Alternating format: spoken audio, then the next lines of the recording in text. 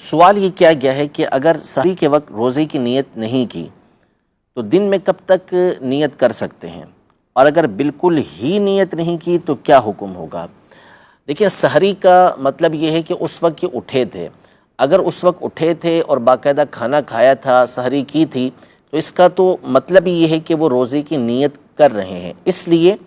کہ نیت یہ دل کے ارادے کو کہتے ہیں، بندے کے دل کے اندر ارادہ ہونا چاہیے، اور سحری کھانے کو علماء نے فرمایا کہ یہ ایک طرح کی نیت ہی ہے کہ اس کا ارادہ ہے کہ اس نے دوسرے دن روزہ رکھنا ہے، سوائے یہ کہ باقاعدہ وہ نیت کرے کہ میرا کل کا روزہ نہیں ہے تو پھر ایک جداگانہ بات ہو جائے گی۔ اب اگر سحری میں اٹھا ہی نہیں بندہ، یا اٹھا لیکن اس نے سحری کی نہیں، ایسے ہی وقت گزار لیا اور نیت اس نے کی نہیں، اب اگر یہ فرض روزہ ہے جیسے رمضان کا روزہ ہوتا ہے یا نفل روزہ ہے،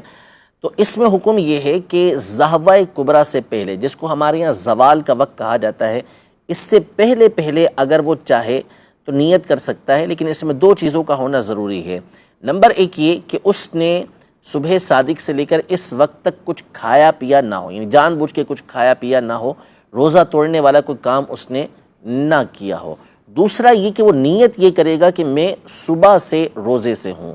یہ نیت کرے گا تو اس کی یہ نیت ہو جائے گی، جبکہ وہ رمضان کا روزہ ہو یا نفل روزہ ہو۔